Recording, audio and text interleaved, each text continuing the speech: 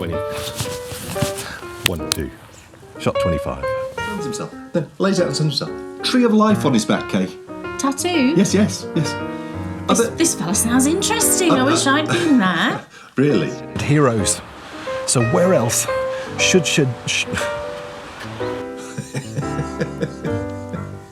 Is he... I'm just going to keep doing it. You For pure win. sarcasm's You win. sake. And all these upgrades became the last Aesthetic going on. I can't say that word correctly, but... Aesthetic.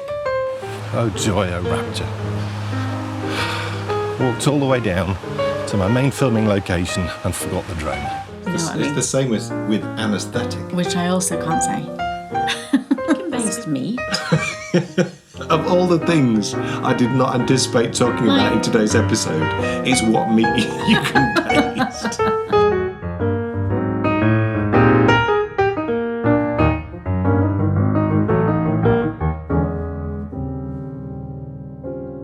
Welcome, everybody, to the Bakery Bears video show featuring England. No, not finger bobs.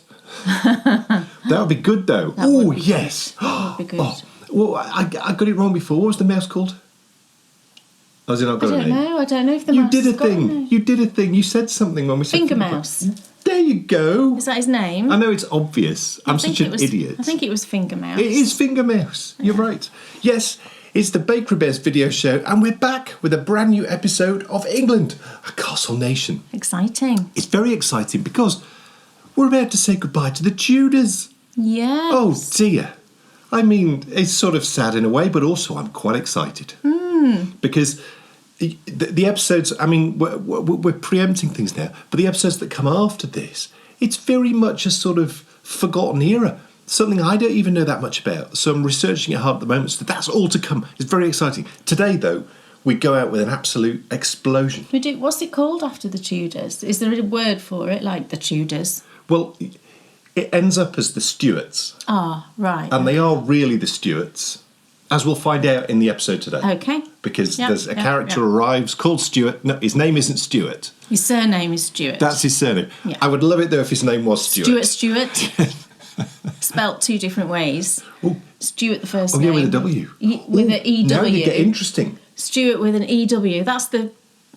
Oh, you can spell it both ways as a first name, can't you?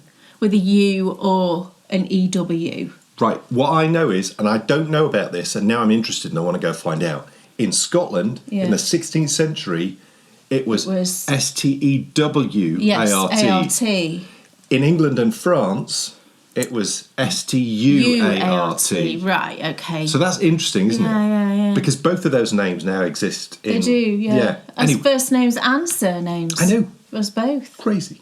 Crazy. So, yes, back with a brand new episode of England Castle Nation. And yes, for the first time ever, I ended... Well, actually, what a filming day it was. Yeah. It was insane. Because typical English summer, we had all the weathers. It was... You had rain at the beginning. Thick cloud and rain. Yeah, it was. Really heavy cloud, rain. Hot sun. Yeah. Literally the full works. Thankfully, I had my raincoat with me. Yeah. But at one point, I go down, I find the perfect spot to get all the drone shots. So I go down and launch the drone, and this man appears in a pair of Speedos. There's no one else. Right. There's just me in this big park. Right. Yeah. Comes down. He's got shorts on and a T-shirt. Right. Takes his shorts, T-shirt off. Speedos. Not near any water, just in a park. Oh, just in a park. I mean, we were near the river, but you couldn't get down to it. Right, okay. Gets out his Apple laptop. Starts doing some work. Sat there in his Speedos? Yes. And then suns himself. Then lays out and suns himself. Tree of life on his back, Kay. Tattoo? Yes. This fella sounds interesting. I wish I'd been there. Really? Other tattoos as well, but all I could see whenever I looked over, to be honest, to me, looked a bit like the Timberland, you know. Oh, yes. Yeah. But it was the Tree of Life. But then, after seeing that... Good for him, doing some work in his Speedos. I know. After seeing that interesting bit of wildlife, suddenly I then become David Attenborough. Because up goes the drone, And I'll slow this down so you can see, because it all happened quite fast. But up goes the drone, and then what hoves into view? But this, did you see that? Just passing the camera there? I'll slow it down. I'll show it a bit slower, so hopefully you can catch it there. See? And that Oystercatcher was not happy. No. So unhappy, in fact. If you watch now as we roll this drone footage on, because I know what to do when this happens, but fly the drone out the air as fast as possible. He's chasing me. Look.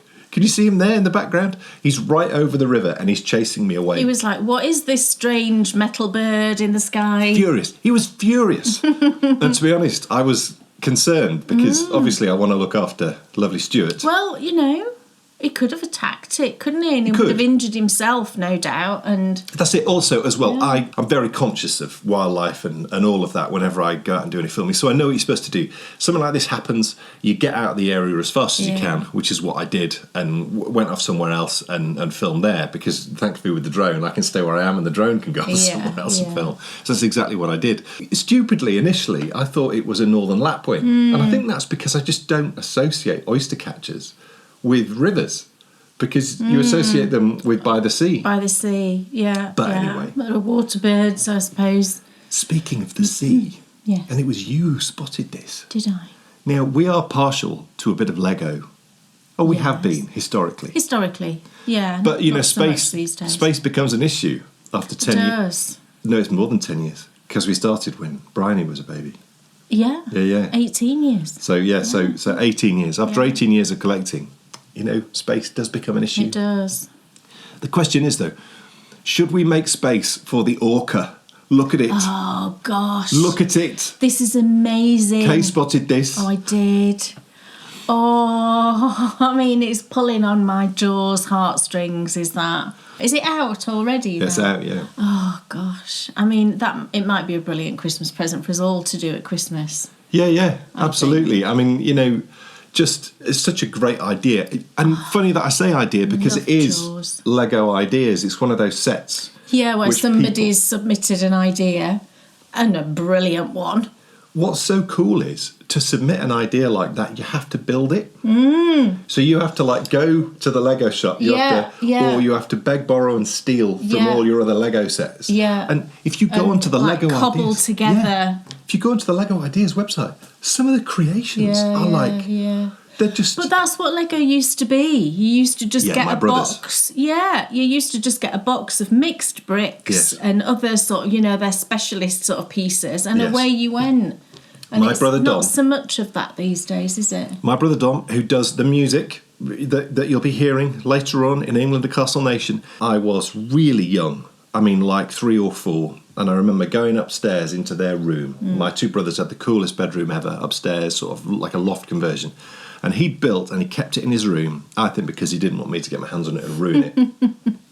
He'd built, you know, in the Death Star, you know, one of those gun turrets. Yes. That, you know, turns and shoots, and he built one of those. Wow. Not from a kit. Just from pieces. He just got the Lego box set and he built it. It turned, it fired, it did Amazing, everything. It amazing. was amazing. Yeah. But Dom, I remember finding in Dom's room, he had a Spectrum, a ZX Spectrum, and he had a code book. So he was reading code, Right. and then he wrote a game. Did he? I've just remembered. Gosh. I mean, it was basic.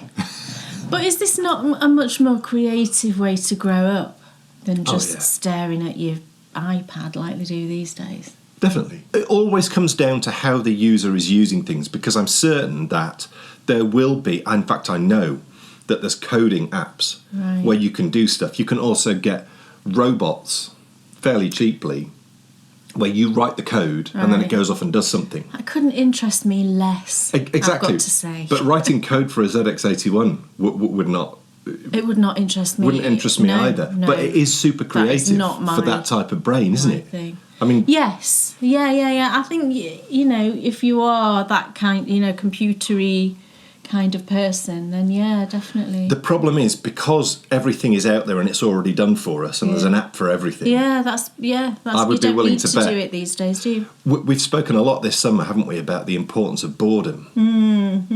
It's really important to... You know, you always feel obliged to fill our daughter Bryony's time. I know. Yeah, it's really difficult for me not to, because, you know, she's my only child, you know.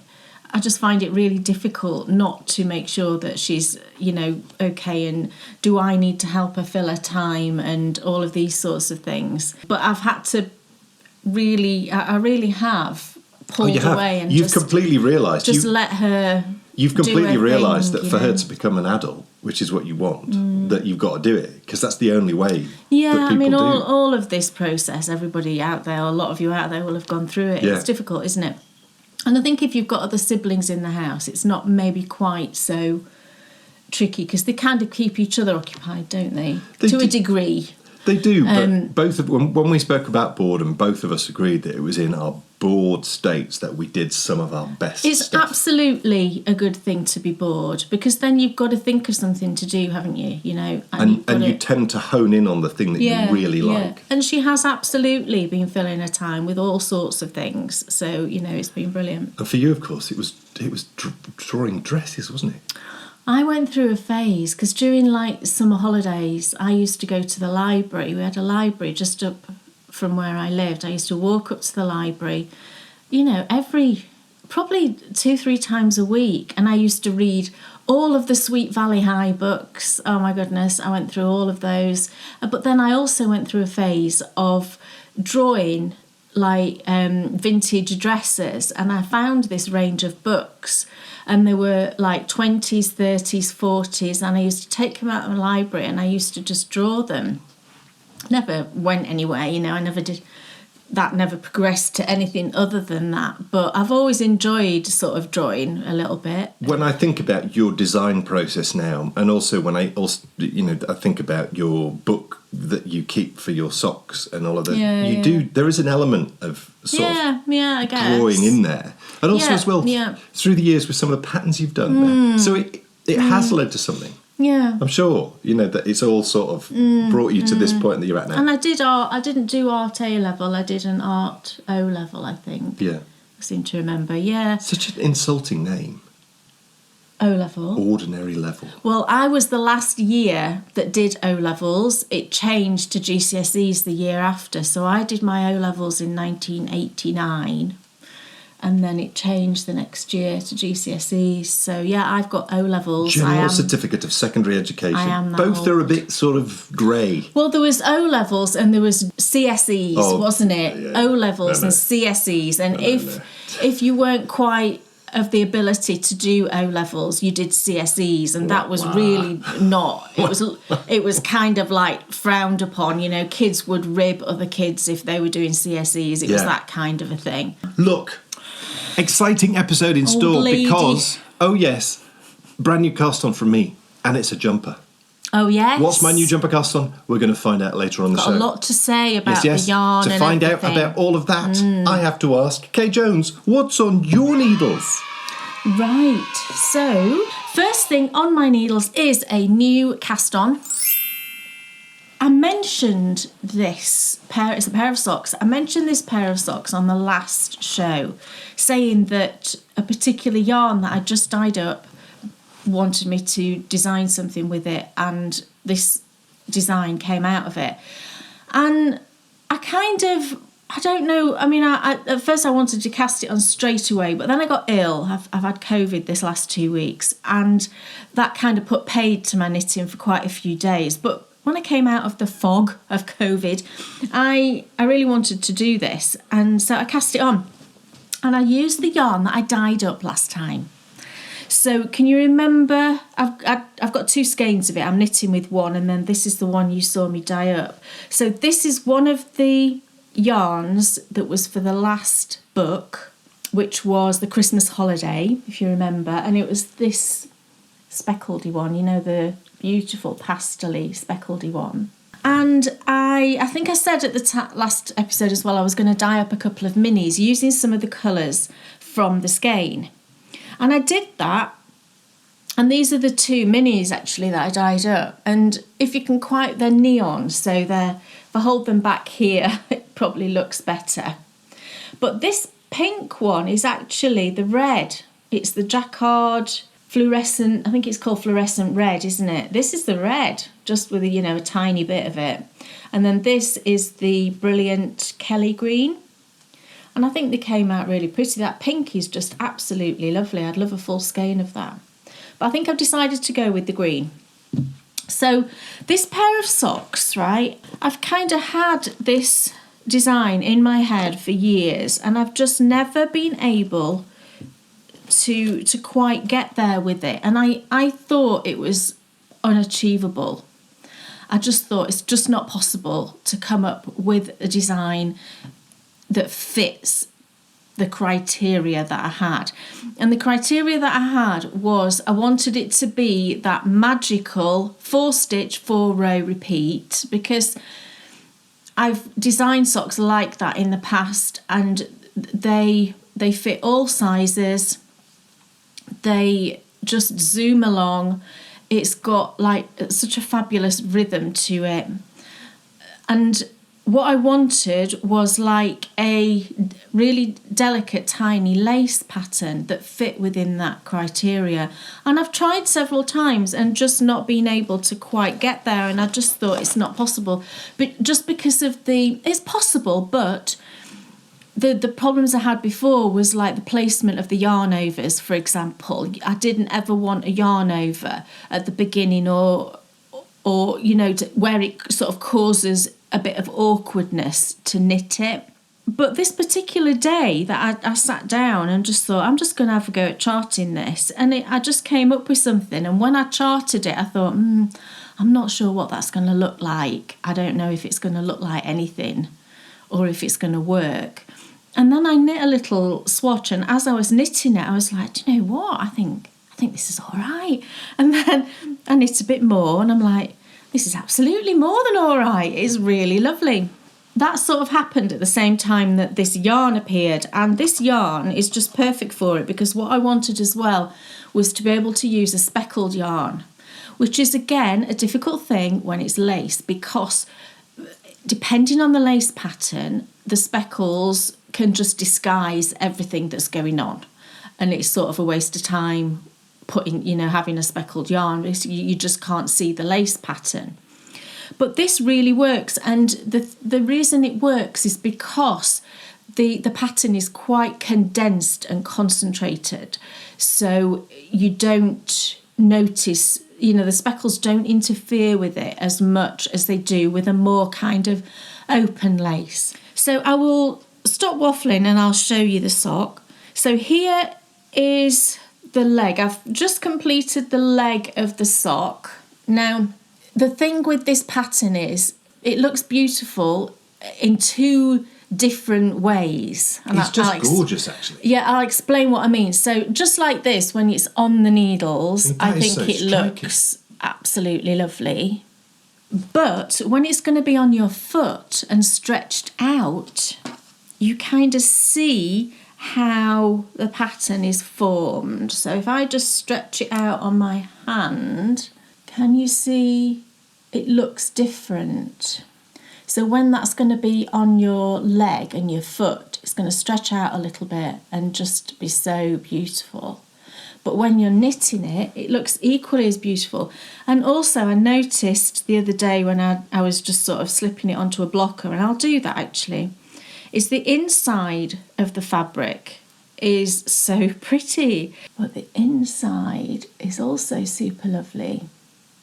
Which I know you don't see the inside of a sock, but it's kind of nice to know that the inside also looks really beautiful. So I'll slip it onto this blocker, and then that'll just stretch it out a little bit. Not as much as if it was actually on your leg, depending on, whether you've got really slender, lovely ankles or if they're a bit more chunky like mine. So here it is on the blocker, and it's just lovely. It sort of reminds me of, do you know those fabrics that are the tiny little sort of ditzy print? Do you know what I mean? Are they called low volume? What does that even mean? I've heard a lot of people, quilters and things, saying it's a low volume print. What does that mean? A low volume? Not busy. Yeah, I guess. I'm guessing. I've There's no a idea. low- I've never heard the expression before. No, there's a low volume of pattern going on. So yeah, that's what this reminds me of. Those kind of little ditzy floral prints, you know, like the really pretty Liberty ones, things like that. And the knitting of this, honestly, right, I said to Dan yesterday, it's like I go into like a little kind of meditative trance when I'm knitting it, because it's got such a great melody. That is what I aspire to when I knit. Right. That trance. You know, when I spoke before, over the years, long-term viewers will know, sometimes I talk about it makes my brain feel like it's vibrating.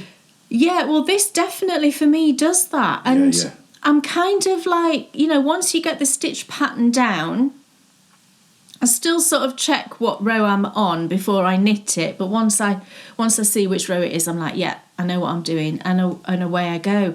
But once I get knitting, I kind of, I don't even realise what my hands are doing. I can't even describe it. It's like, you know, literally my brain goes into this zone, and before I know it, I've finished that round, and I've got there's one round in particular which is my favourite, and I like zoom through the others to get to this one round because I just love the rhythm of it. You know, I'm just so beyond thrilled. So I do have a name for this, but I'm just keeping that to myself for the time being until, you know, the pair's finished and it goes into testing. But it is a perfect name, and there isn't anything exactly like it on Ravelry. I mean, that's something I always check when I design patterns, but it's not something that these days that bothers me too much. If there is another pattern with the same name, what I tend to look at the pattern, and if it's a super popular pattern, then I will avoid it. If it's a pattern that, for example, was put out 7 years ago and there's 100 projects, then I will think, well, I'm just going to use it. There's a limited, especially if it's something that just fits it perfectly. So I do judge it on that. You know, I have come up with names before, and I've gone and looked, and there has been like patterns that are hugely popular with that same name. So I've avoided it and done something different. Like when you did that cardigan, and you were going to call it Hitafude, and then you went on, and I mean, would you believe it? No. There was the one that I'm... You're funny. I did try to knit the Hitafude once and didn't carry on with it. But can you remember when that cardigan was like... Everyone was knitting that. It's the one it's a lace cardigan, isn't it? And it's knitted like all in one piece. It's this amazing construction. I think it goes from one sleeve to the other sleeve or something, if I'm remembering rightly. And I did cast that on one time, but for whatever reason, I can't even remember. You toyed with, I remember, you were going to change yours to Fudahite, but... But no, the pattern I'm thinking of actually was a pair of socks that was, I think it was in the Swish and Flick collective. It's the one that I called, what did I call it? Shell Cove. I was going to call it Shell Cottage, the Shell Cottage socks, but Curious Handmade, by coincidence, had just released a sock pattern called the Shell Cottage socks. So I was like, can't use it.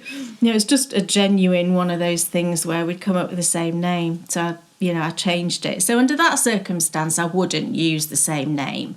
But like I say, if it's an old pattern that's not very well knitted, then I don't have a problem with using a name that's already out there. So yeah, I do have a name for this, but I'm just going to keep that to myself for a little bit.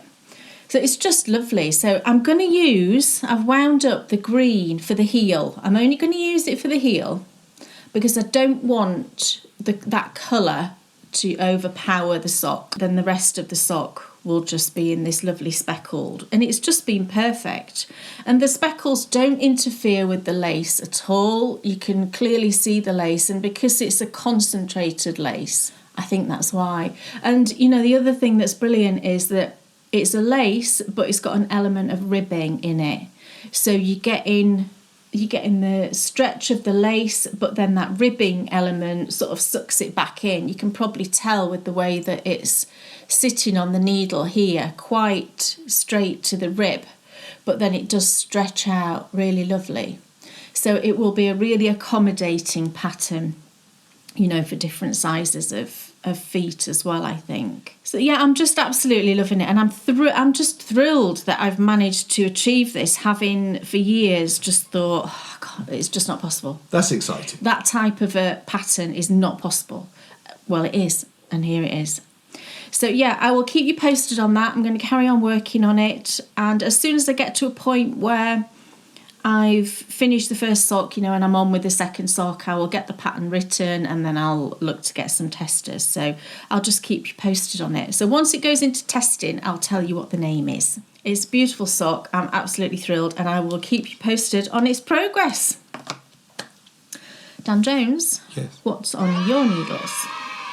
Well, anyone who's been watching the Self-Contained Knitter, the past 3 episodes, will have been following my, I hate to use the word journey, but it has been, to a new jumper cast on. Yes. And it was a challenging one because I wanted to knit something different to a Let Lopi colourwork yoked one. I wanted to knit something. My aspiration, I want to knit a Gansey. And I'm sort of, rather than just diving in, I'm trying to prepare myself. So I'm trying to improve my DPN skills, trying to, do all the things which I need to do so that when I do eventually try and do a proper Gansey, I've got a good chance of doing a really good job. So I thought, right, okay, what I need to do is I need to do something that perhaps looks a bit more Gansey-ish. Perhaps it has some of the sort of knitted elements, so knits and pearls and all of those types of things, rather than just colour work, and because that's really what I've been focused solely on very much, really, since I cast off the Cascades. And that's what led me to this sort of idea, and love the Cascades. Really, really, whilst struggling to initially engage with the layout of the Cascades design pattern. You may recall, if you go back a long time and you It's sort of hear very me talk, complicated. but once you get it, it's sort of great. And, I really enjoyed, I felt like, Michelle Wong, great.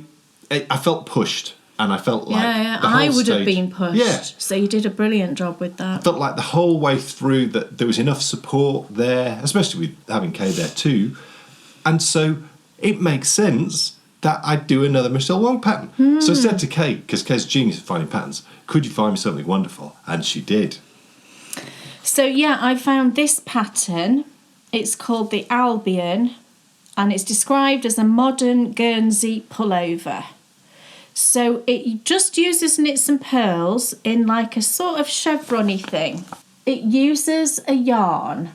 Well, the yarn is the next sort of stage of the story, because It is. what I wanted, initially I'm like, I really, really, really want to knit this in as close to a sort of Gansey blue as possible. So that's quite a dark blue. Quite a dark navy blue. So we started looking around, and funnily enough, in the sort of more wearable yarns, shall I say? I don't want to say nice yarns. The more wearable yarns, we were struggling to find the right colour. Yes. But you could find it in the more sort of in the more budget yarns. Yeah. You did find it in a few of the budget yarns. And you Yeah. came up with a couple of suggestions. Yeah. I think Cascade you suggested. Well, in hindsight, I kind of wish I'd gone for Cascade 220. But Because this, it uses a worsted weight. the big but in the whole situation was I decided that I wanted to knit it in something that I would find wearable. Really light. Really I like- lightweight. I'd like to be able to wear this in the house in winter. Yeah. Can't really do that with a Let Low piece unless I turned off the central heating and opened all the doors and windows. So I'm thinking it would be great to have a jumper that could be like everyday wear rather than walk in the woods wear. So we came to the conclusion that the right thing to do was... Well, the pattern recommends Brooklyn Tweed Shelter. Now, I haven't knitted with Shelter, but I have knitted with Loft, Brooklyn Tweed Loft. I think that's like a lighter weight, isn't it? I think. It's a long time ago, I can't remember. But I always remembered that it was very light in terms of, you get a high amount of yardage for 100 grams, for example. So it's a very light yarn. And I remembered that. And I went to look at Brooklyn Tweed Shelter. It's very expensive, but I did look, but they didn't have the colour. So I looked on YarnSub. You can go onto that website called YarnSub, and you can put in the yarn and it brings up a load of yarns that are very similar. And one of the first ones that came up was a yarn from Primrose Yarn Co., which is a company based in America. And they had this base that when I looked at the details of the base, it looked like exactly the same base as the shelter. And when I went on the website, I'd noticed that it was actually a collaboration with Brooklyn Tweed that they'd done. So I think it seemed to me had happened is that they'd got the yarn base from the same mill and then dyed it up themselves. I don't know the sort of ins and outs of it, but it seemed to me to be exactly the same yarn base. And I looked on Ravelry and checked all of that and sort of looked into it as much as I could. But the biggest draw for me for this particular yarn, the Primrose yarn, was that it was on sale. It looks like she's discontinuing the base. And it was on sale and it was, I think, half price. So that made it very possible. Even coming from America, the shipping was quite expensive and it took an awful long time to ship. But it made it much more possible. It would have been twice the cost with Brooklyn Tweed Shelter, and plus Shelter didn't have that right colour. So I found a colour on the website. Now I know all screens are different and they portray colours differently. I absolutely understand that.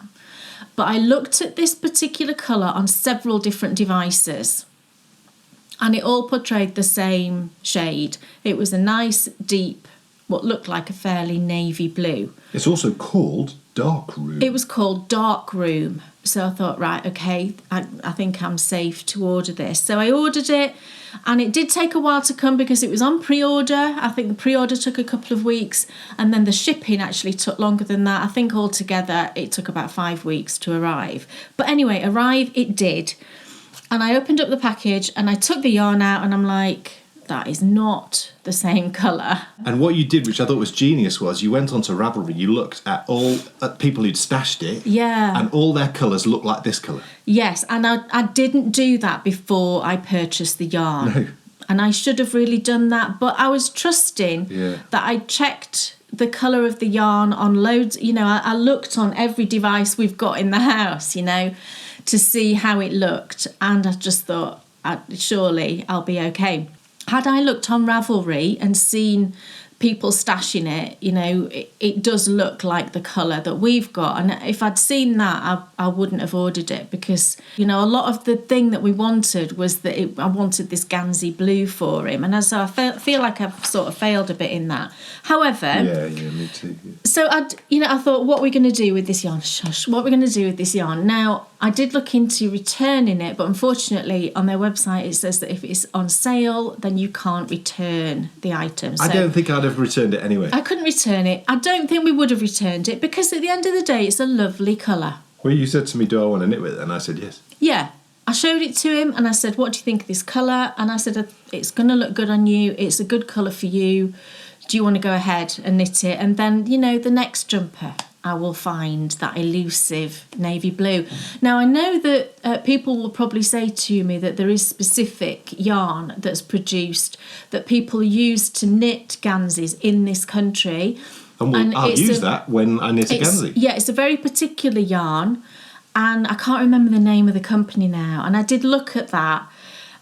But it's not got that lightness that Dan wanted. It's more of it's got quite a long staple length, and I just feel like it would be a heavier yarn. So I am aware of that yarn. So anyway, all that being said, this is the yarn. So it is a lovely colour, and the colour actually that's showing on the screen here in front of me, that is fairly true to colour. So you can see it's more of a teal, isn't it?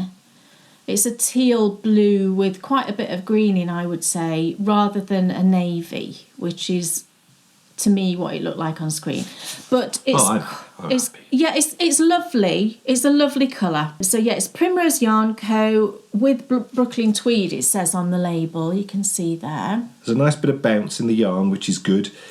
It's thin, so you can pull it apart. Thin is the wrong word. It's quite delicate. Yeah. Not as bad as like... Nowhere near as bad as Let Lope. No. Oh, I can knit really well with this. I'm not having to go, it's going to break at any point. No. So it doesn't knit in the same way as Let Lope at all. No, so like this is the swatch I've got here. So here's the yarn, and you can just... So yes, I swatched, and I totally got You can just pull it gauge. apart like that. Yes, so it's swatched. So the yarn, it's worsted weight, it's American Targhee-Columbia wool, woolen spun, 2-ply. In 100 grams, you get 280 yards. So that's huge, isn't it, for 100 grams for a worsted weight? And it's so light, it sort of doesn't feel like it weighs anything. So that's what we wanted. It's sourced and milled in the USA and hand-dyed in York, Pennsylvania. Oh. So that's nice. So yeah, Dan did a swatch. So I cast him on just a bunch of stitches on a circular needle, on just a hat needle. I think I've been there. York, Pennsylvania. Yeah. Really? Yeah, when I toured the America with the choir. That's quite cool. I have. Oh, that's nice, isn't it? It's a I nice can't believe connection. So yeah, we did this, or Dan did this little swatch, I should say. And it's a lovely colour, isn't it? And I do think, with Dan's hair, it'll be a great colour for him. What? It's tickled. Yeah, well, that's the other thing, right? It's anybody who's knit with this knows that it's really not scratchy. No. It's lovely. So cast on, but I've only done So- a round and a bit, so that you can't really see anything. No, so yeah, But you've seen the swatch. It got gauge pretty much with the recommended needles, which is 3.75 mil for the main body.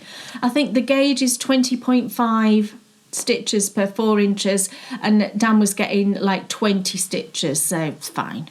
Genius. Be So fine. it's underway. Literally just started Yeah. the ribbing, and I'll show it to you maybe next time, but maybe the time after, and we'll get a much better idea. I mean, it's lovely stuff. Yeah. It's very, what's the word, textural. And the swatch kind of looks a bit felty. I mean, I did wash and block this, but only in cold water, but it looked the same, to be fair. Right. It kind of, when I blocked it, it kind of looks exactly the same as when it wasn't blocked. But it does have that sort of slight felty look about it, with the stitches. But it's a lovely colour, isn't it? So yeah, very excitingness, big bag of yarn. What else is on your needle? So I have pulled out a project that I haven't worked on for a good few weeks actually, because I want these, it's another pair of socks, and I want these finished for when Bryony goes off to uni at the end of September. So I thought, well, I'm just going to get them out and start working on them again. And it's Bryony's Witchy Socks. Do you remember these? And I actually got her to put this finished one on her foot this morning. I took a photo because it just looks so cool on her foot. She loves them. But I'll pop it on the blocker as well. It's too long for the blocker because what she wanted when she asked me for these was some sort of witchy type stocking socks. Isn't it fun, that? So I dyed up these 2 yarns, and she wanted green and black. My black didn't really come out black enough, but it's all right, isn't it? It's green and dark grey. And I used the base. I spoke about this base before, but this base is a thicker fingering weight. It's more like a sport weight, I would say. You get something like 350 metres, I think it is, for 100 grams. And what that allows me to do is to knit a sock using 56 stitches on a 2.75 millimetre needle. And it's perfect. So brilliant, knits much quicker. And just a lovely sock, and it fits her really well. It was a tad long on the foot, but the thing is I had to make it match the stripes, in terms of the length. I couldn't just do the last stripe a couple of rounds less. But it was fine. She just said it felt cosy. I've never heard you say that before.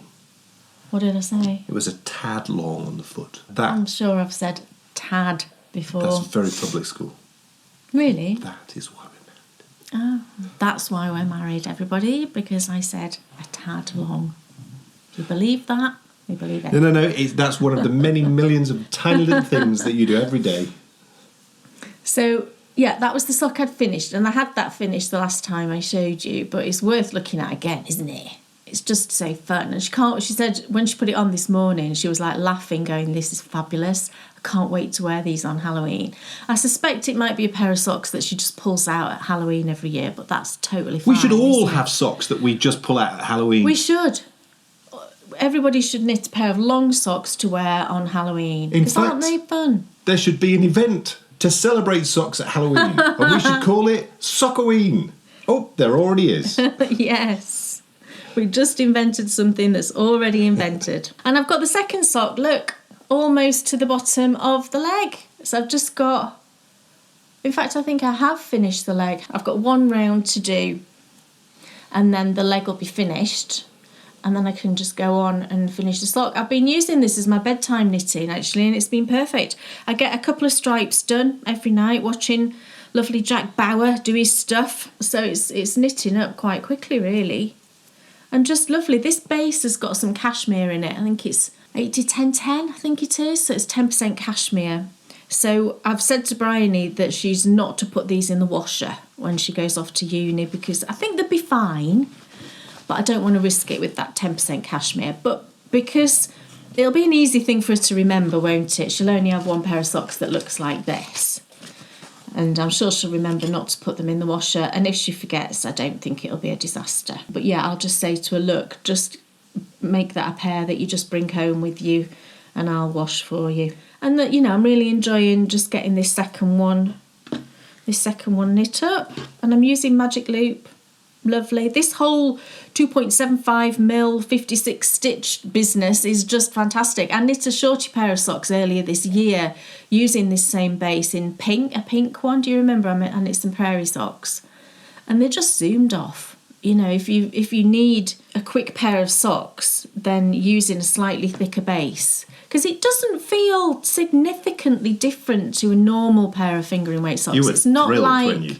It's not like it feels like it's a DK weight pair. It doesn't. It just feels a bit more cosy than a normal pair.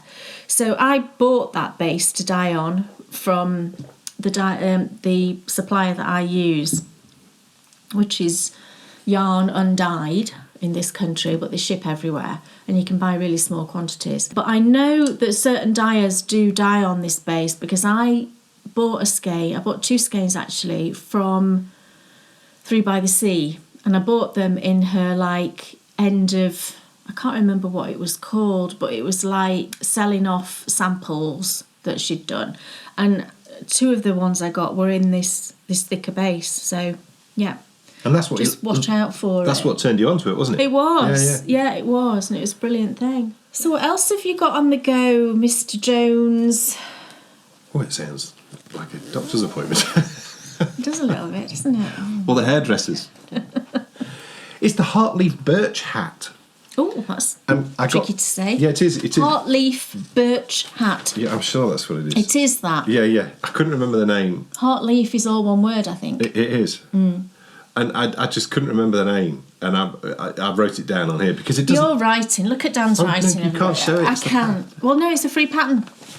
Oh, well. It's a free pattern. Look at Dan's writing, everybody. That says heartleaf birch. It should have been a doctor. Well, it's a cabled hat, and it's knitted in Madeleine Tosh. No. No, what is this? Malabrigo. Malabrigo, sorry. I don't know. It's Malabrigo. You just give me the yarn and I knit with it. Malabrigo Rios, which is lovely stuff. That's one of my usernames on something. What? Mr. Malabrigo Rios. Is he? Yeah, you saw it once. You know where you're on a website and you have to put in a username and a password. You chose Mr. Malabrigo Rios. Yes. Why on earth would you do that? Because it was the first thing that came to my mind. Oh my gosh. So it's the glitter colourway. It's one of my favourites actually from Malabrigo. It's absolutely beautiful, this colour. So it's another hat for my brother. And this is lovely. I want one. Oh, well, maybe you can have it. Or maybe can I have it? Well, I suppose so. I could just knit him another one. No, that's not fair. No, because it'll really suit you. Oh, it will. Oh, you're having it. I really love Yeah, you can have it. Okay, so this is a hat for Kay. Sorry, Dom, but I have knit you one already. Wait, I've got another skein of Rios. Okay, I'll do something else. Look, in that lovely teal, it's beautiful. like a really beautiful... Oh, yeah, that would go with him. Yeah, it's brilliant. Look, brilliant. Look at that. Yeah, gorgeous. I think it's teal feather, yeah. So Heartleaf birch hat, free pattern, and it's perfectly fine. Oh, look. Very similar to Declan's hat. If you've knit Declan's hat, then, you know, and no issues really. Yeah, very straightforward, easy to knit. Really good to... I'm really enjoying doing cables. It's a while since I've done proper cables, and, you know, you've got to concentrate, and, you know, this is all part of the plan so that come to do the proper Gansey and there won't be an issue, you know. So I really want to get my cables back up, you know, to a really good standard. That will hopefully, you know, mean that when I come to do the Gansey, everything's good. So yes, it's lovely. Looks great. Thank you very much. It's just I mean, this yarn's just beautiful, isn't it? Yeah. The colour is just, oh, look at that. Isn't it gorgeous? It's just beautiful. Perfectly autumnal. Love it. What else is on your needles? Well, my final thing is another new cast on. And it's another pair of socks, everybody. I did claim my cast on, didn't I? I did, yes. I did, I'm sure I did. What, the hat? No, I definitely took that. Oh, the jumper. I don't know yeah. if you did. Did you say? Well, I think I did, but if I didn't, I just did just then. then. Right, okay. And actually, it made me think about the amount of stitches that are on that cast on and if I should be able to claim 2 cast ons. No, I'm only joking. I think not. See, it's another pair of socks because all I've wanted to do this past couple of weeks really is knit socks. So I just thought what I really fancied, and it's been not annoying me, but, you know, I've been knitting all of these beautiful shorty socks and they've been going into my sock stash. So the sock stash is our year-long knit-along that we're doing with our patrons. And the idea is you just knit socks all through the year, you stash them away, and then you've got a lovely pile of socks in December to do with whatever you want. They can be for you, or, you know, they can be gifts or whatever. So I've been doing that. So I've been knitting all of these lovely socks, but I've, like, not been able to wear them. I could... You know, this is me enforcing this rule. I could, but I thought, no, I'm going to stash them away. So I thought, do you know what? I'm going to knit myself a pair of Scrappy Socks that I can just wear now. They're not included in my sock stash. I can just wear them now. So I went into my stash and I just pulled out a bunch of yarns that I wanted to knit socks with.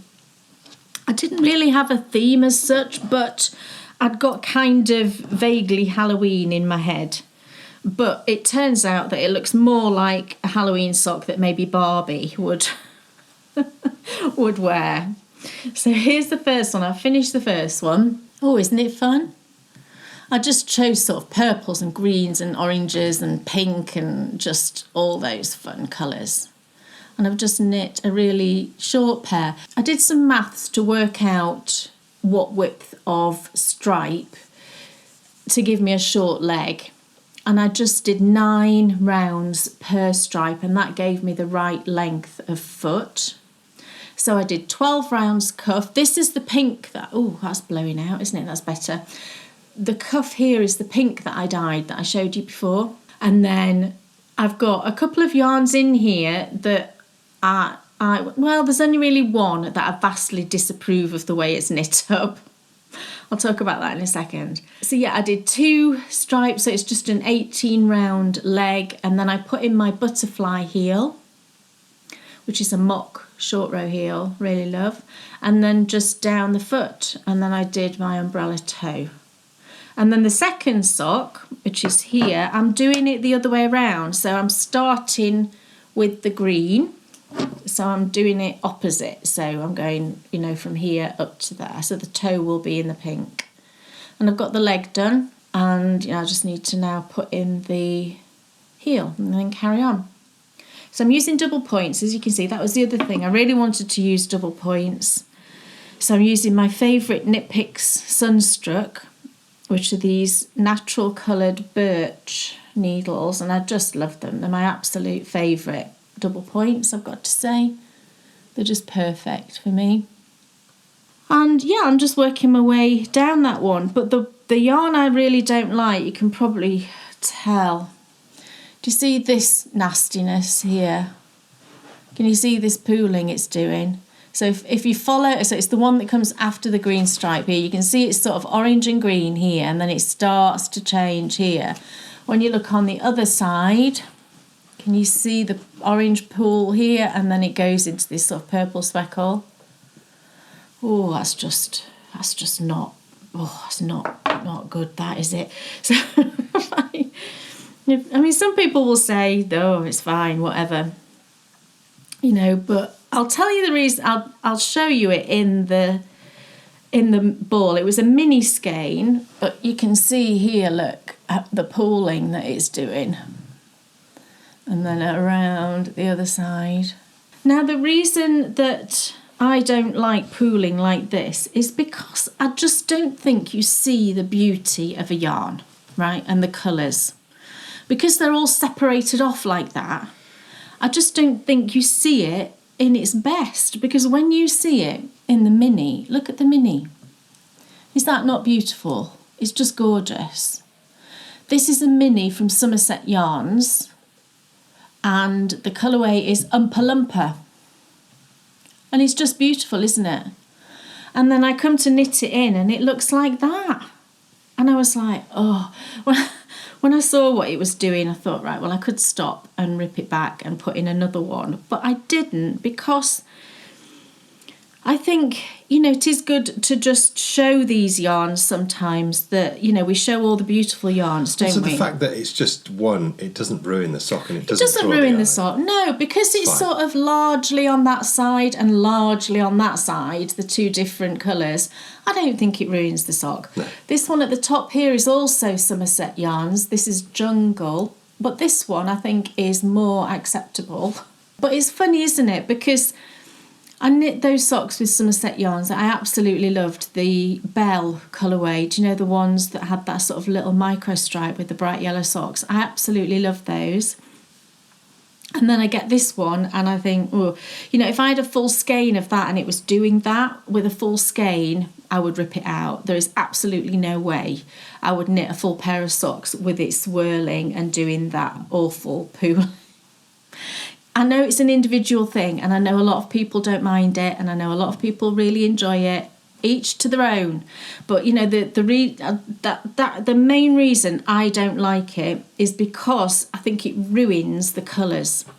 I just don't. Imagine if you saw that yarn knitted up and all of the colours were working together. It would just be absolutely beautiful. And because it's all broken up and individual, with the green, whatever, I don't need to go on any more about it, do I? But long and short, I've got a lovely shorty sock and I've got the second one on the go, and I'm going to try and whip these out quickly so that I can wear them. But just very fun. Scrappy socks are just fun, aren't they? Cool. Can you believe it? It's time for more castles. And yes, as we mentioned earlier, we're going to be saying goodbye to the Tudors. But fear not, because we're going to go out in some style, because we've got assassination plots, we've got the Spanish Armada, and we've got the world's first wristwatch. Oh, yeah. So join me in the second and final episode from Barnard Castle as we return for more England, a castle nation.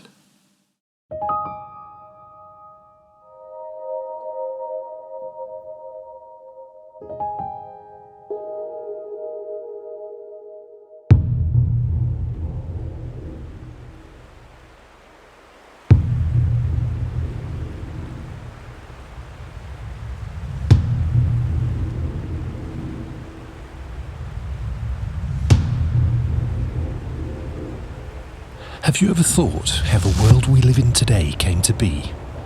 Why do so many of us live in houses made from bricks? How do most of us end up in a supermarket every week? How did some of us get the surnames we have?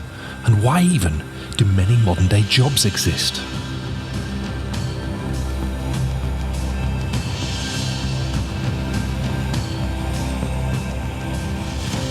The thing I love the most about history is we can get the answers to all this and so much more. It's always fascinated me when I've looked back through time to try and identify the things which relate to you and me today.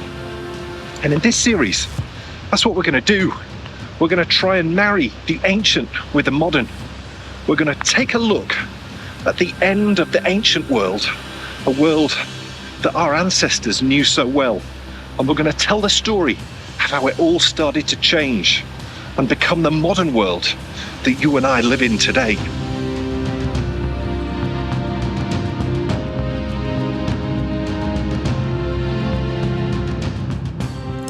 Years ago, that is what the majority of England looked like. The houses we lived in were simple wooden structures, and the lives that most of us led were rustic and hard, to say the least.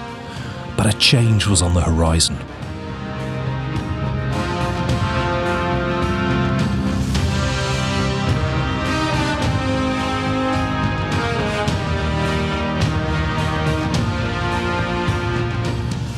Technological innovation from the continent was about to burst onto the scene that would completely transform the lives of all of us. The dawn of the castle had come, and in this series we're going to tell its story. Where did these gigantic structures come from? Why were they invented? And why were so many built so quickly?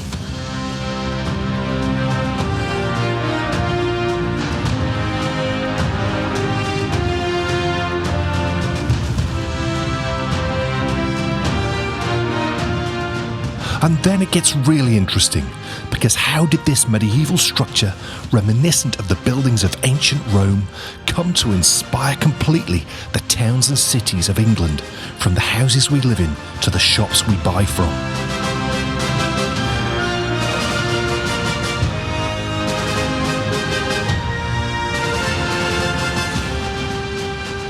Along the way, we're going to tell the story of the kings and queens who unsuspectingly ushered in this change. A change that would lead us on a path to something completely unexpected, to civil war and a republic.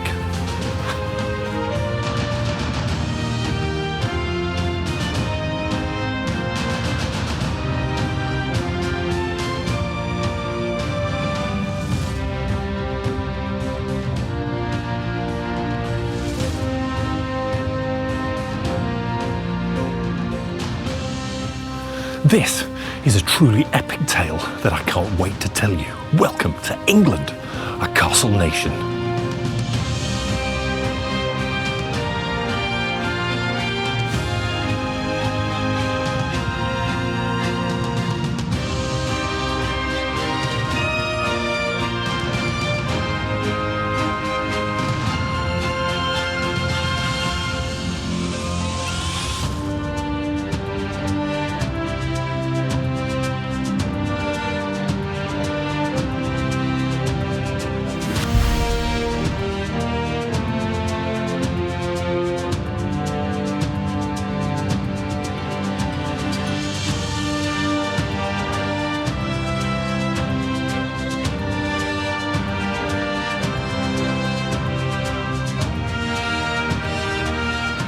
Welcome back everyone to England, a castle nation, and our second episode from the absolutely wonderful Barnard Castle. Now you join me on top of the stunning cylindrical keep, and when this was built it was actually cutting edge technology, and it just goes to show you how important this place once was.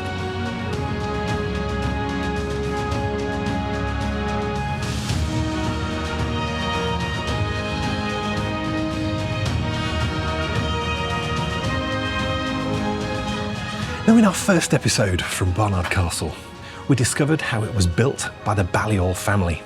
We took a tour of the castle's fascinating wards, and we discovered along the way that when this stone castle was built, there was also a church and a farm. How would you feel if I told you that the church that was built when this castle was built still exists? And in today's episode, we're going to go and explore it.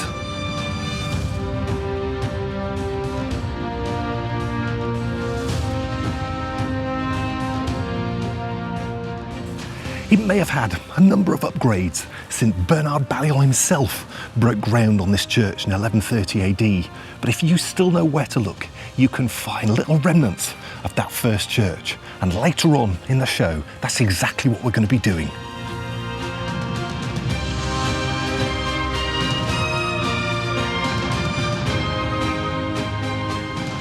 But before all that, we have a truly epic story to tell. Because in 1569, Barnard Castle found itself at the epicentre of a Catholic rebellion. Whilst Protestantism and the Church of England was here to stay, there were still lots of Catholic supporters, and it all boiled over right here in the summer of '69. But that was just the warm-up for the big battle, because in 1588, King Philip of Spain, who you might remember from episode 6 as Queen Mary, Elizabeth's sister's husband, he decided it was time to invade England, get rid of Elizabeth, and put either Mary Queen of Scots or his own daughter, the Infanta Isabella, on the throne of England. It was the most tumultuous experience for all involved, and out of the ashes of this complete disaster would rise just total triumph. Historians now look back on this and call it the Golden Era, and really it was that final battle against Philip that we'll come to later on in the episode that cemented it. There's just so much to get to in this episode, but when I left you last time, Elizabeth herself was at Hampton Court and she was battling the ravages of smallpox. How would she defeat it? How would she get off her deathbed and rise to the greatness that was to come? Let's head down to the banks of the River Tees to find out more of the story.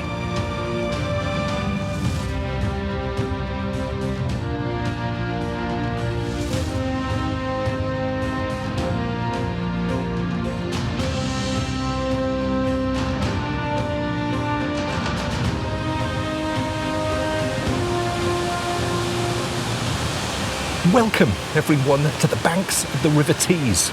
The year is 1562 and the country is on a knife edge. Why, you ask? Because England's Virgin Queen, she's on her deathbed. Now, why the angst? Well, it was never good a change in monarch at any point in history, because inevitably someone might try and make a power grab. But things were different now. Because if you look back from Elizabeth's time previous, just go back to, say, Henry VIII, for example, in 1508. From 1508 right the way through to the start of Elizabeth's reign, it had been really tumultuous.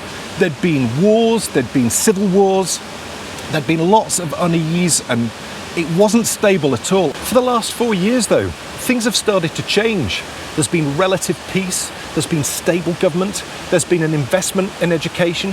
Some might call this the dawning of the modern age.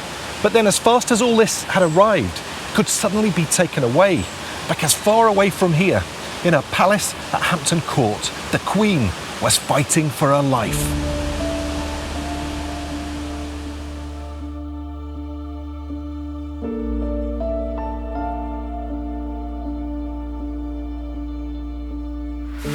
It was the 10th of October when Elizabeth started to feel unwell. Smallpox was immediately feared, as it was virulent in the early 1560s. Believing as many did then, she took a bath, then headed out for a walk through Hampton Court Gardens in the hope that it would effect a cure. As a result, Elizabeth caught a chill, and within hours took to her bed with a temperature. Her doctor was called, who immediately diagnosed smallpox. But there were no spots, so he was dismissed as a fool. But the longer it took for the spots to come out, the worse the infection was going to be. And over the next few days, the Queen became very unwell indeed. By the 16th of October, she was delirious. The royal doctors, fearing death was imminent, sent for the Royal Council.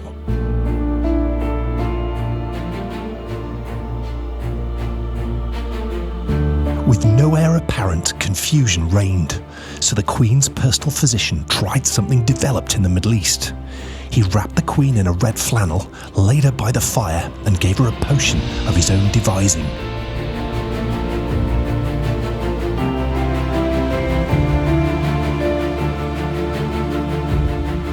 Within an hour, Elizabeth was conscious and able to speak.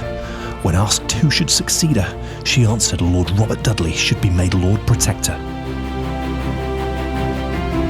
The council promised her that would be the case, but instead they chose Catherine Grey, Elizabeth's cousin, as her successor. Expecting the worst, all awaited her death. Then thankfully, the spots cleared. For 6 days she was bedridden, then the fog of illness went. Elizabeth was back for good, but the question of her successor could now no longer be ignored.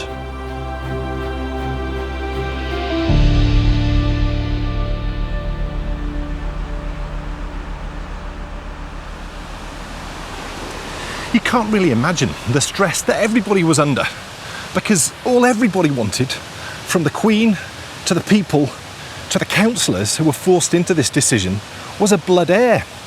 And as they chose Catherine Grey, you can just imagine them thinking of Jane Grey and the disaster that was. And of course we met Jane Grey in episode 6 of this series. But Elizabeth had no intention of getting married and no intention of having children. So as this sort of dramatic turn of events pushed everyone to make a decision on what the future was going to hold, Elizabeth came up with a cunning plan. Because while she might not be able to produce a blood heir, perhaps someone within her family might be able to help her out. What if her cousin, Mary Queen of Scots, were to marry Robert Dudley? While she was a Catholic, he was a staunch Protestant. He was loved by the English people, and perhaps that would empower them to accept a Scottish queen as their own. But the Scottish lords made it plain they would struggle to accept the son of a traitor, which Dudley was as King of Scotland. Furthermore, if Elizabeth continued to push Robert Dudley on Mary, they would choose their own potential king, and the man they had their eye on was Henry Stuart, a Catholic cousin of Mary and Elizabeth. Henry Stuart was an Englishman, so he needed the Queen Elizabeth. She needed Queen Elizabeth's permission to travel to Scotland to meet Mary. And she said yes, and I think she said yes because I suspect she thought that Mary wouldn't like him, because Elizabeth already knew Henry Stuart was a very interesting and strange character indeed. Now, they met in February 1565, and to everyone's shock, including Elizabeth's, they got along famously. In fact, Mary wrote that she thought that Henry Stuart was the lustiest and most well-proportioned man that she'd ever seen in her life. Quickly, Henry Stuart and Mary Queen of Scots became inseparable, but the lords of Scotland, they couldn't stand him, and they told Mary she needed to end the relationship immediately. But Mary was in the throes of passion, and she didn't listen at all. Henry and Mary were married at Holyrood Palace that July. The new King of Scotland quickly showed himself to be weak-willed and, worse still, a bully. Mary and Henry were both Catholics, and they made it clear they intended to return Scotland to the Catholic faith. The people of Scotland did not want this, and within months they rose against their new king and queen. Whilst Mary managed to control the situation, it had shown her one thing. Her marriage was a sham, and her infatuation was over. But she was pregnant. On June the 19th, 1566, she gave birth to a son, James Stuart, a man we will come to know well in this series.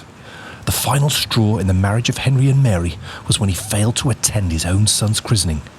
Mary knew she had to get rid of him by any means necessary.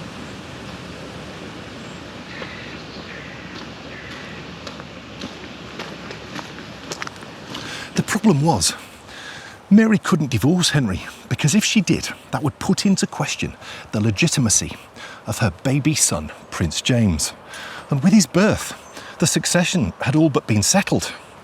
If he came to power, he would in time become King of Scotland and then King of England. So what on earth could Mary do about her rather horrible husband? What she decided to do, her course of action, set the course of history that was to come. On the 10th of February 1567, an explosion rang out across Edinburgh. Henry Stuart was found dead outside the house he was staying in. But it wasn't from the blast, which had completely destroyed his house. He'd been strangled. Suspicion fell immediately on the young Scottish Lord Bothwell. Whilst there was a trial, it was quickly dismissed with no one prosecuted. Not long afterward, Mary Queen of Scots married Lord Bothwell. The Lords of Scotland demanded Mary either abdicate or divorce. Eventually, on pain of death, she did abdicate, and on the 24th of July, James was crowned King of Scotland. Mary was imprisoned and threatened with execution. She crossed the border into England and was taken into custody, where she would remain for nearly 2 decades. whilst Mary was in custody in England, it wasn't really a prison. She stayed and lived in some of the most famous houses and castles in all of England, Chatsworth, to name but one. The whole time she was here, Elizabeth was trying to get her reinstalled as Queen back in Scotland. But the Scottish lords weren't having any of it. As far as they were concerned, she was guilty of murder, and if she returned, she'd be executed. The minute that she arrived in England, she started plotting to overthrow Elizabeth herself.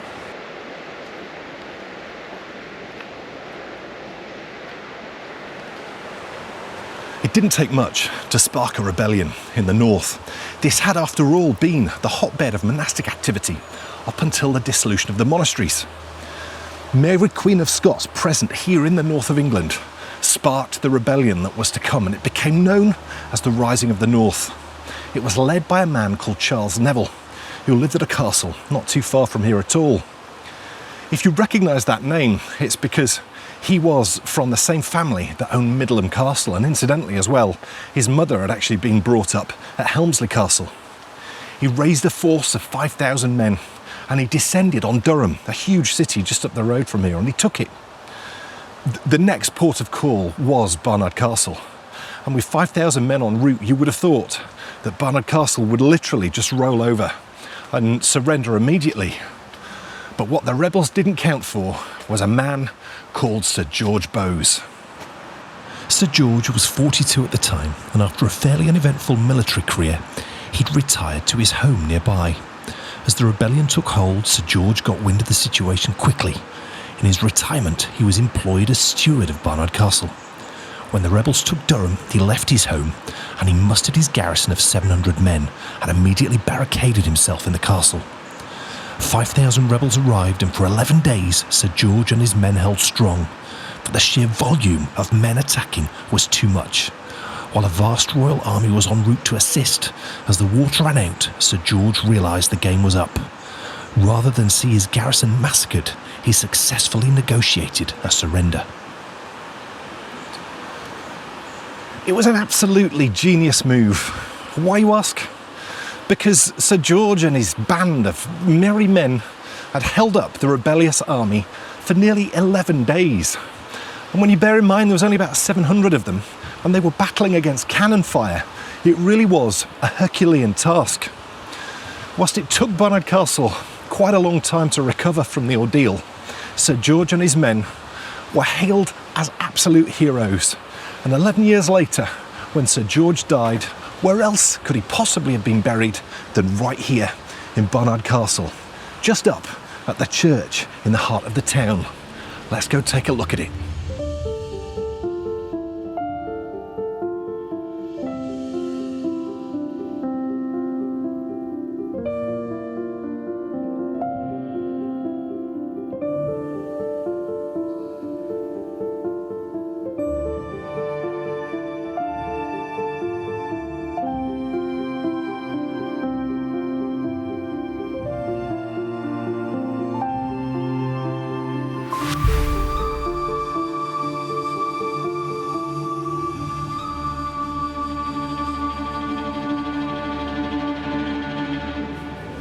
Welcome to St Mary's Church, sat right in the heart of Barnard Castle. Once, this fascinating little place used to sit just outside the Outer Bailey walls. It was built in 1130 AD, and as the town's prominence grew, so did the reputation of its absolutely gorgeous church.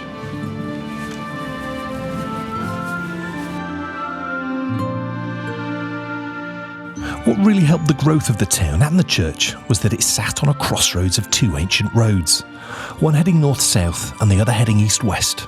For centuries, anyone arriving here would have been greeted by the castle on one side and the church on the other.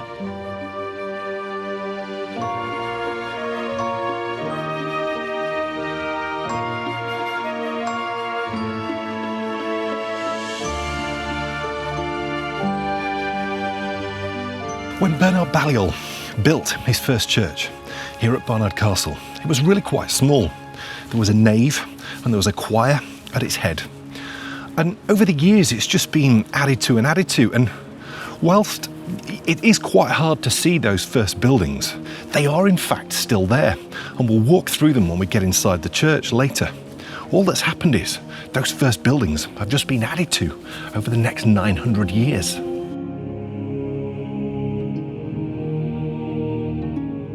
Slowly but surely, St Mary's gained its transepts and its tower, gradually taking on the shape we all now expect to see when we look at a church. It was though the upgrades made during the time of Richard III, who we met in episode 5 of this series, that leave a lasting impression on the church we see today. Richard became Lord of Barnard Castle before Middleham Castle, so many of the things he did at Middleham, he also did here. Just like at Middleham, he awarded what was a tiny church vast grants, and he transformed the place. He put on the transepts, which you can see behind me there. He put in pretty much all of these stained glass windows. He heightened the roof, gave it an extra floor so it could have a rood loft on the inside of the church. And then, of course, he had to re-roof the whole place. The church actually became a college. It used to train priests that would go out into the surrounding areas and run their own parishes. You can see Richard III's fingerprints everywhere on this building. You just need to know where to look.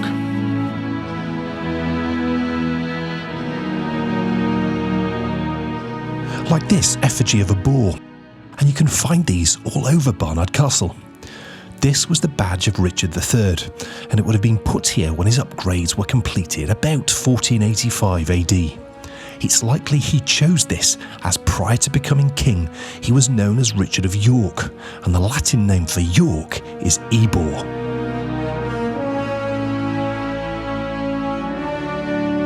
Now that I give you is really quite hard to make out. But if we take a walk inside the church, the face of the man responsible for all these upgrades is got to hove into view for all to see.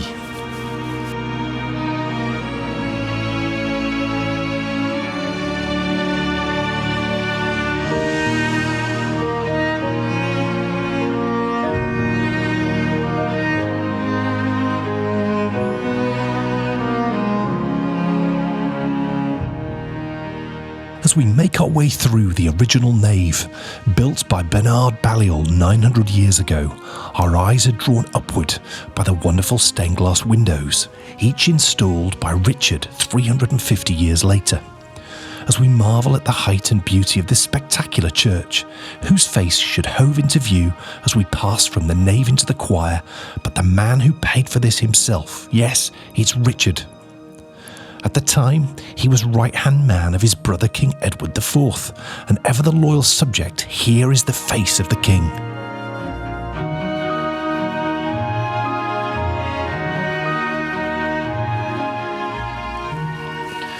It's incredibly poignant to think that when these two carvings were installed, no one could have ever imagined that there would be such a cataclysmic change with religion. But with the defeat of Richard himself on Bosworth Field, the Tudor Age was born, and these would become the last echoes of the old ways when England was a Catholic nation. But now the year is 1570. Elizabeth I is queen, and thankfully the Rising of the North has been defeated, thanks in part to Sir George Bowes, who when he died was buried right here in the South Transept. By that time, the Church of England was completely re-established, but with a more moderate and all-welcoming agenda. Churches would once again be more colourful places. Harmonic singing specifically of anthems would be championed. Elizabeth was trying desperately to create a church which would appeal to all of her subjects. Whilst those first rebellions had been dealt with effectively, a problem was starting to brew on the continent, because if Mary Queen of Scots couldn't get the support that she needed from England itself, she would look abroad for support, and that would set in motion a chain of events that would shake England to its very core. In the castles, in the halls of power all across England, suddenly a whisper started to be heard in the great halls. If Mary Queen of Scots couldn't live quietly, perhaps perhaps she shouldn't live at all.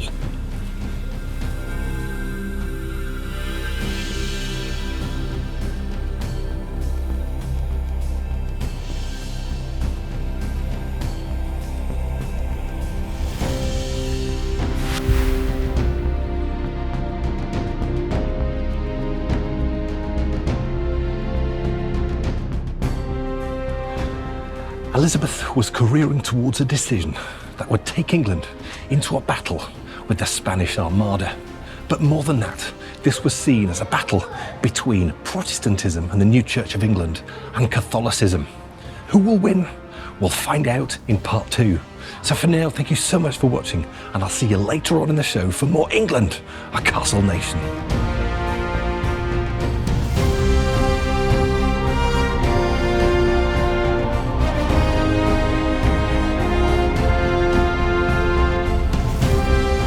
What a wonderful walk. I mean, did you see that by the river? You actually said after you watched that episode how lovely all of that looked. Yeah. We've never been down there before. No. Because of that bridge you saw me crossing.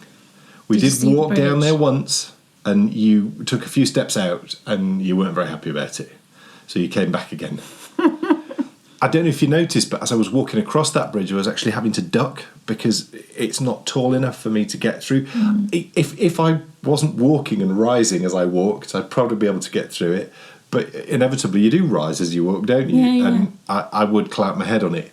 So Kay wouldn't go across it, but you walk across that bridge, and then you can get around a different way, but it's a bit of a longer way. But it's a really sort of interesting part of Barnard Castle, because if you recall, last year in the Rise of All the Monasteries, we finished off at a place called Eggleston Abbey, and Eggleston Abbey is at the end of that walk. That walk carries on to Eggleston Abbey. It goes through. Nice walk. Goes through a static caravan site, which looks perfectly pleasant, and then out the other side, Like a there's caravan. Eggleston Abbey. Yeah. So, what a start, but still so much to cover because, oh yes, Spanish Armada. Very, very exciting. Who doesn't love a bit of a Spanish galleon? Yes. Oh yes, definitely fun. Oh, yes. We have, though, some absolutely two lovely things because there's cross stitch. Oh yes. Yes. Oh yes, I mean, and it's gorgeous, and also It's a sweet. wonderful pair of socks. So let's start with the socks. As I say, Kay Jones, what's off your needles? So I have finished my Hobbity socks. Ooh. So these will be another pair for my sock stash. Ugh. I can't wear until December, but just think of the joy in December. I could wear a different pair for I don't know how many pairs I'll have. I think this is pair 7 maybe, or 8, I can't remember. But yeah, finished my Hobbity socks, so here they are. So I knit these using moustache yarns in a very Hobbit Christmas. And it's this fabulous self-striping. It's got 24 stripes in it, which is just wonderful, isn't it? And the pattern, the reason I called these Hobbity socks is because when I first knit these, I loved the stitch pattern so much that I put into it. It's just like a knit purl texture. But I loved it so much that I wrote the pattern up and I put it into the Christmas Knitability from 2022. Yeah. So I know a lot of our patrons use this pattern often actually and really enjoy it. So yeah, I wanted a little shorty pair. Now I only used just less than 50 grams of the yarn. The yarn's And- cool. Yeah, and this comes in 2 50-gram skeins, 2 identical skeins. So I've got a full 50 grams left to make another pair at some point. And when I do, I'm absolutely using pink for cuffs, heels and toes. When I knit the second one, I knit it the other way up just to make it feel like it was a bit different. So I wound the skein and then knit from the other end. I thought you meant you knitted it toe up. No, I was oh genuinely- sorry, no. I was no, looking no. at it thinking, No, is no. that a thing? Well, it is a thing. I do have a toe up pattern, just one. But the fit would probably be weird if you knitted one top down. and Yes, the the construction Yeah. would be different. And I designed a sock called the Umbrella Socks. It's a toe-up pattern, but that's the only one that I have that's a toe-up design because it's just not my preferred method. I just prefer top-down. But I wanted to do a toe-up so that I've got it in my sort of bundle of patterns, if you like. But yeah, the next time I knit a pair of these. I'm going to try and find that sort of pink there and do cuffs, heels and toes in the pink. This was just a sort of beigey neutral mini that I found in my stash, and I think it goes really nicely. It sets off all of the colours, doesn't it? It does, but pink would be lovely. Pink would be lovely, Yes. wouldn't it? So this is the second sock, and I thought I might just get this pink in twice, but I didn't. It's like the gold colour that you get twice. And on this one, I got the green here. Pink's just twice. a total disappointment in these socks. I know. I really wanted to get like 2 pink stripes in it. And I could have, if I'd just done the cuffs as well in the yarn, I would have had 2. That'd have been weird. It looks better like that. Yeah, I think it looks good, doesn't it? Shows them off. So they're all finished. The second thing I've got to show you is a little cross stitch that Bryony finished. You've got to talk about the frame too. Oh gosh, the frame was a pain. So Bryony stitched this and then I framed it and did a fairly bad job on the back, I'll show you. But So this was a little cross stitch that she did on holiday this year when we went away for a few days. And it's from, the little kit was from, it's this is a different kit, but it's the World of Stitchers. I spoke about this shop a couple of episodes ago. So it was from this shop.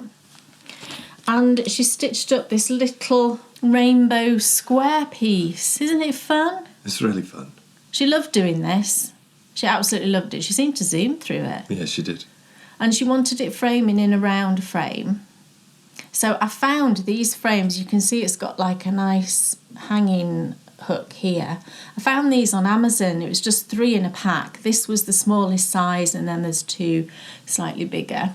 And I did the thing where you put felt on the back. I didn't do a very good job, I don't think. But it's neat and tidy, I think. How did you get the felt on the back? You sew it on. When? Afterwards?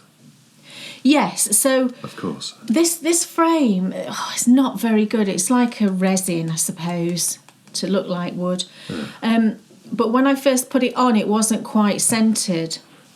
And when I took it off, it had marked the fabric all the way around. It had marked it brown underneath. I was like... And it had only been on a few seconds. A few seconds. Yeah.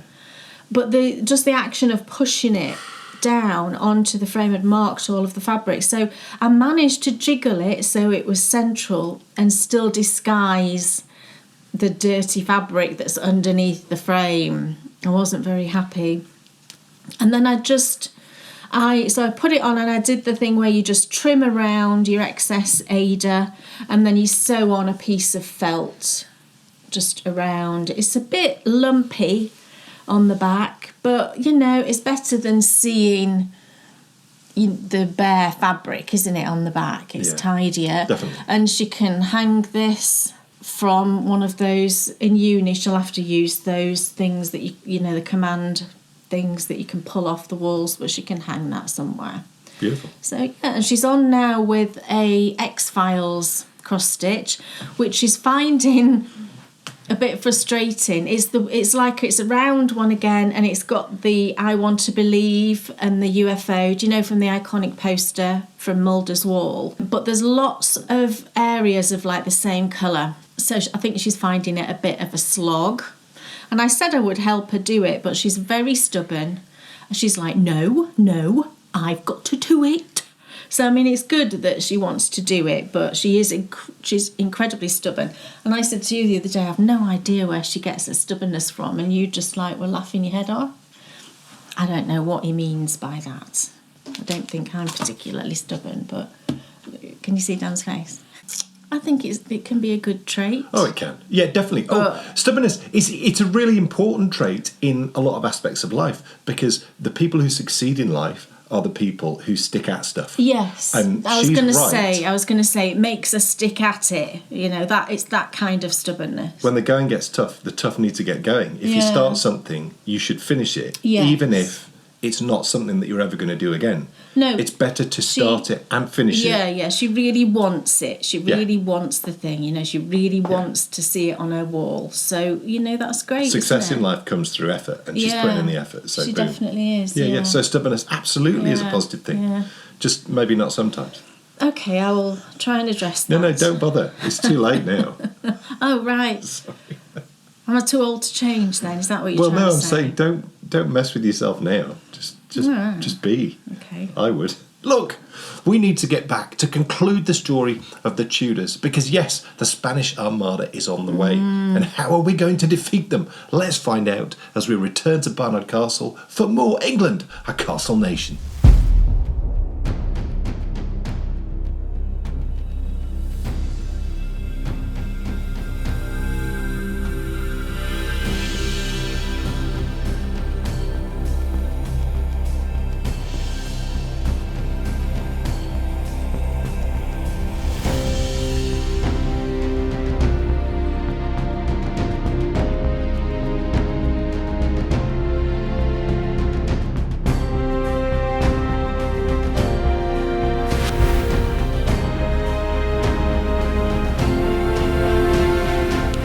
Welcome back to England, a castle nation. The year is 1572 and the continent is in uproar because the majority of the continental countries were still Catholic and they were absolutely furious at the success of the Protestant faith under Elizabeth I in England, and it was decided that action needed to be taken. They would be the sacrificial lamb. Yes, England could and should be invaded and a new queen should be put on the throne. Before we pick up that story though, we're back inside the fantastic citadel that is Barnard Castle, and I'd love to show you a couple of my favourite places.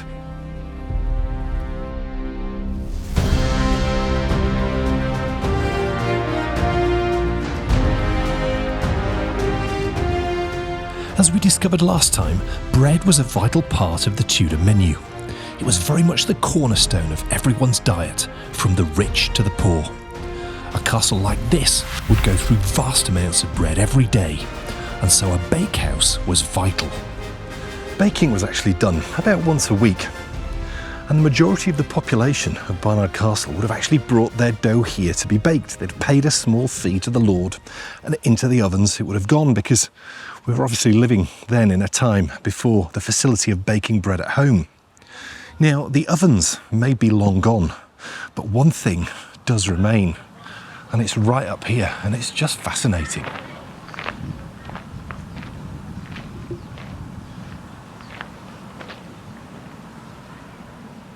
And this is it.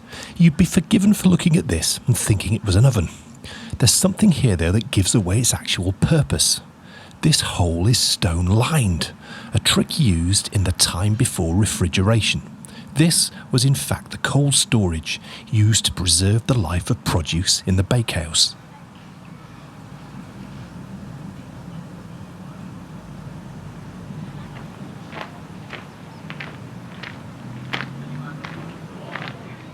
So, we've baked our bread, and whilst lots of it is going out into the community, the majority of it would in fact have been eaten here. Where was it eaten? In the Great Hall, of course. The Great Hall, which was the precursor to the formal dining rooms of a stately home. And even if you're lucky enough to have a dining room today, the Great Hall is where it all started. And the Great Hall here at Barnard Castle is just a few short steps from that cold storage and that bakehouse. It's just over here.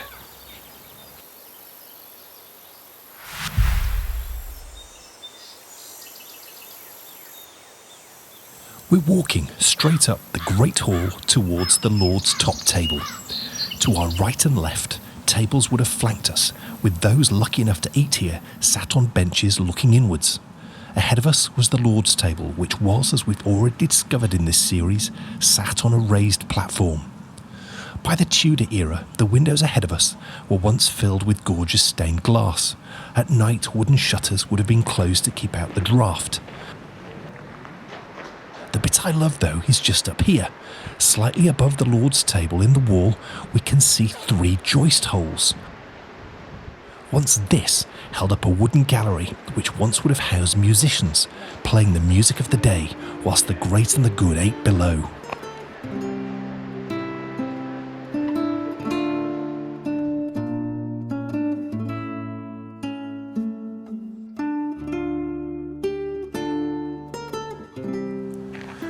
Now, Elizabeth loved music. She played the harpsichord and the lute, and supposedly she even wrote music anonymously, just like her father Henry VIII. But at Christmas 1572, no amount of music was going to cheer up Elizabeth. Not even a jewelled bracelet given to her by Robert Dudley with a timepiece set within it, the world's first wristwatch. Not even that was going to cheer her up. Because a new plot had been discovered, and whilst it had been foiled, it still had Mary at its heart. It pulled in the powers of the continent, and this one very nearly succeeded.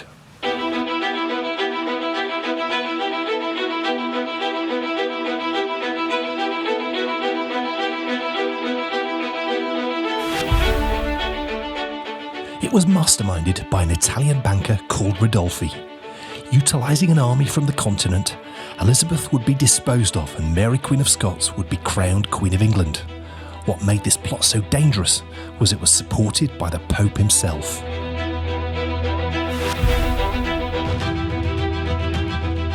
The plot was foiled thanks to England's growing spy network, and whilst the drama had passed, it was becoming clear Mary was too dangerous to be resident in England.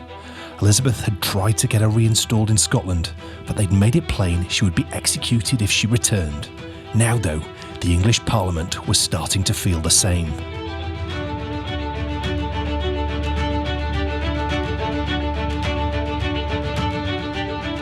For 9 years, more and more evidence was gathered, with constant petitions put before Elizabeth demanding she do something about Mary.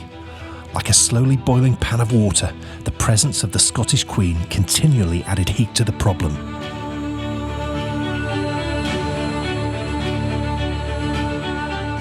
The pot began to boil in 1583, when the Pope and King Philip of Spain planned what they called a religious crusade to rid England once and for all of their evil Elizabeth. The English spy network was one step ahead of the plot from the start, and intercepted letters travelling to and from Mary, it was not difficult to identify the guilty parties.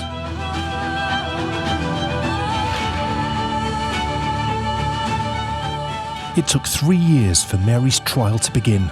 She defended herself, claiming any documentation stating she'd been aware of any attempt to overthrow Elizabeth was a forgery. But over the 16 years she'd been in England, the plots had come thick and fast.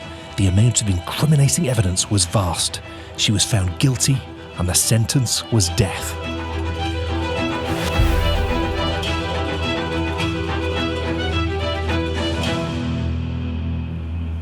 In all the history books that I've read, and every record that I've looked up and researched, it states pretty categorically that Elizabeth desperately wanted to pardon Mary, and if Mary had just repented, if she'd just admitted fault and asked for forgiveness, Elizabeth would have given it to her and she would have been allowed to live. But she wouldn't. She clung on absolutely, completely to the "it's all a fixed" storyline.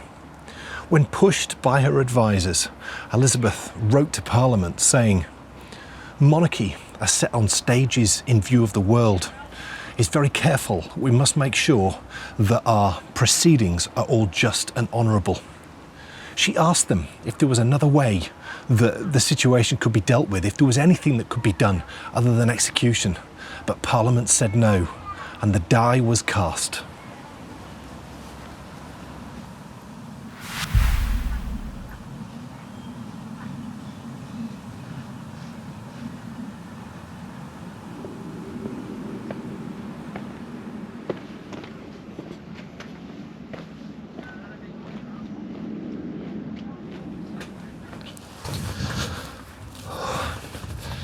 As the end for Mary grew close, even though they'd threatened execution themselves, the Lords of Scotland demanded that Elizabeth stop everything and that they shouldn't execute Mary and that they should keep her alive in England.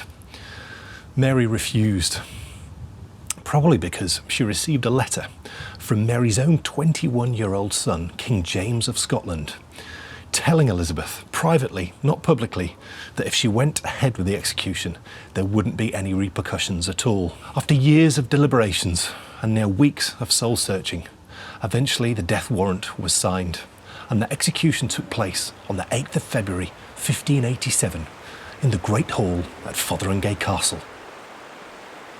It is highly likely that Mary's guilt had been manipulated somewhat, but the truth always lies somewhere in the middle.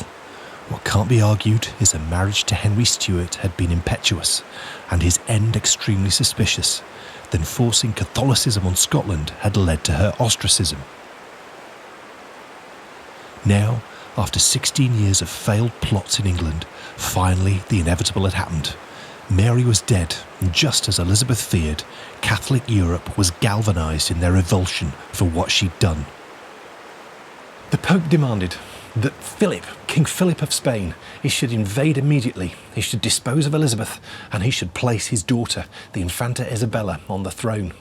But any hopes of a support from anywhere within England for the Catholic cause was immediately dispelled, because no one could really forget that King Philip had once been King of England. He'd been the husband of Mary, and he'd virtually bankrupt the country fighting his foreign wars. There was no support at all for the Catholic invasion that was to come. In fact, it galvanised support for Elizabeth and for the Church of England.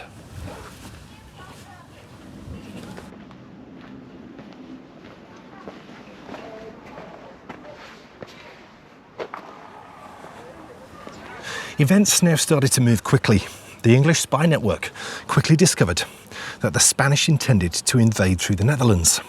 And so Elizabeth appointed her beloved Robert Dudley as the leader of her army. And 3,000 men set off to defend the Netherlands to try and stop the Spanish invading through it. Unfortunately, Robert Dudley failed, and he returned home in complete and sort of abject failure.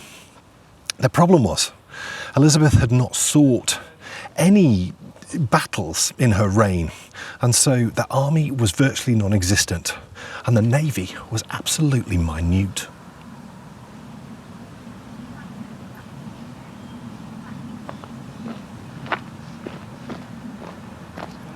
As the year 1587 progressed, work began on strengthening the harbours of England and building up coastal defences. A new fleet of warships was built and an army was created, all though were dwarfed by the huge Spanish armada of galleons getting ready to set sail from Lisbon.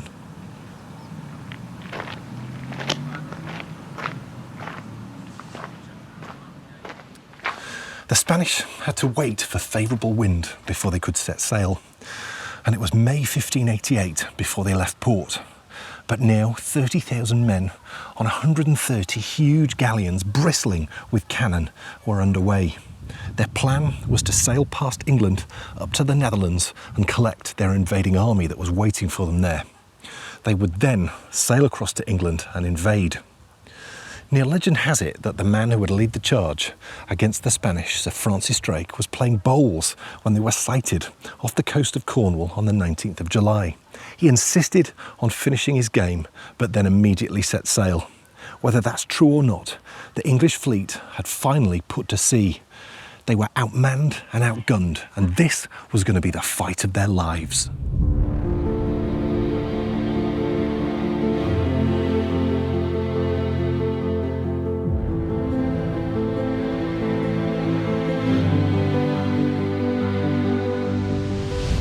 When news reached the Queen that the fleet had set sail, she was not a bit dismayed.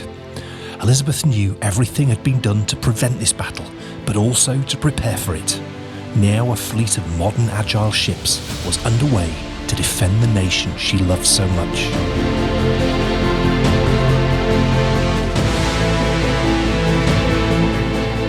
Using their speed to catch up with the Spanish as they made for the Netherlands, they struck hard, taking out a number of Spanish galleons with barely any losses.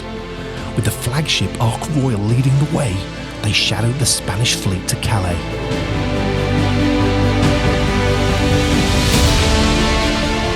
As the Armada lay at harbour at midnight on the 29th of July, Drake ordered 5 English ships to be packed with wood, set alight, and set on a collision course for the docked Spanish ships.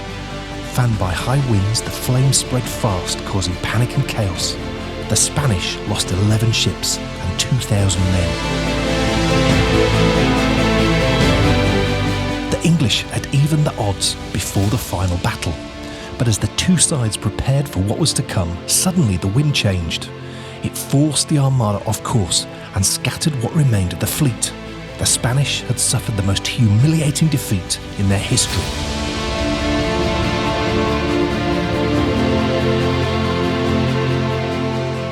But their army still sat in the Netherlands, awaiting transport to England. Would they set sail? The English troops prepared themselves under the command of Robert Dudley. On the 9th of August, Elizabeth visited them and made her famous speech. It included the immortal lines, "I know I have the body of a weak and feeble woman, but I have the heart of a king, and a king of England too.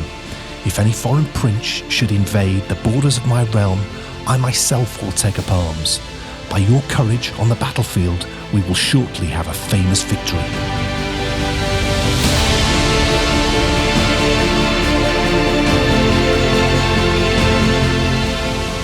It was a tremendous speech, but the danger had passed. No army landed in England. They never even set sail from the Netherlands. Elizabeth and England had secured one of the greatest victories in their history.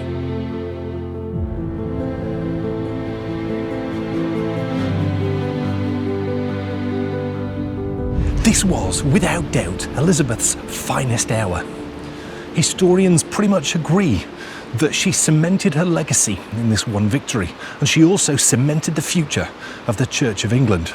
Whilst she would rule for another 15 years, this was most certainly the highlight of her reign, and what a reign it was.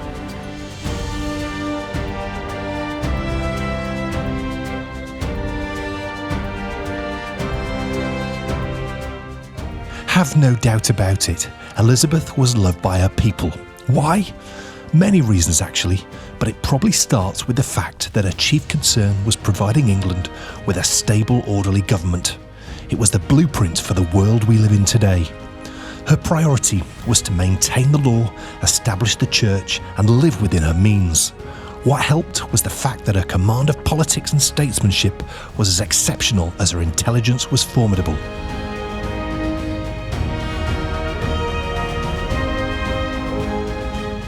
Elizabeth's long, successful reign was not by chance. It was because she was a superb monarch. She considered herself, from the very start, as being married to the country. And whilst it's obvious to everyone that she loved Robert Dudley completely, she couldn't marry him, or anyone else for that matter, if she wanted to give the country what it really needed.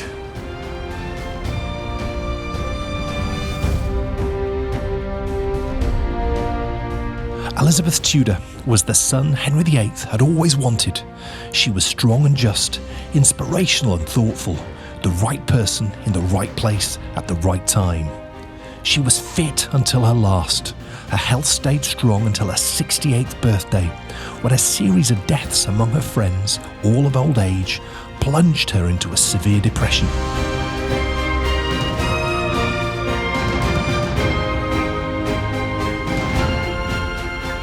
In March, she fell sick, and when told she must go to bed by her advisors, she told them "must" is not a word to use with royalty. She died on the 24th of March 1603 at Richmond Palace. She was 69 years old, and she'd ruled for 45 years. Her rule laid the foundations for the England that I live in and call home today. What an incredible woman. And with her death, so also died the Tudor age. It was time for a new era to begin, one that would lead us to the brink of civil war and the abolition of the monarchy quicker than anyone could have possibly imagined. So who would be the new king or queen? Well, it would actually be the son of Mary, Queen of Scots. And when I see you next time, we'll be discovering his story at a brand new destination. So thank you so much for watching, and I'll see you next time for more England, a Castle Nation.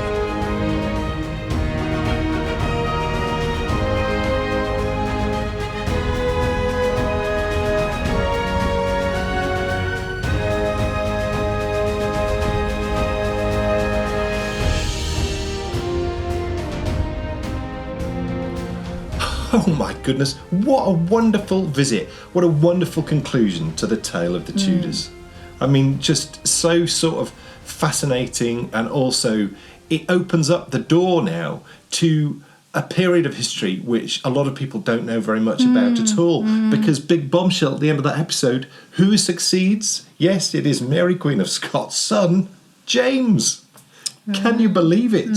I mean, so after all that kerfuffle, he ends up on I think as soon as he was born, he was always going to be king. And I think, you know, that was that, really. And in a way, well, it's an interesting ride now, because it's sort of, that's the golden era, and now it's a downward spiral to civil war.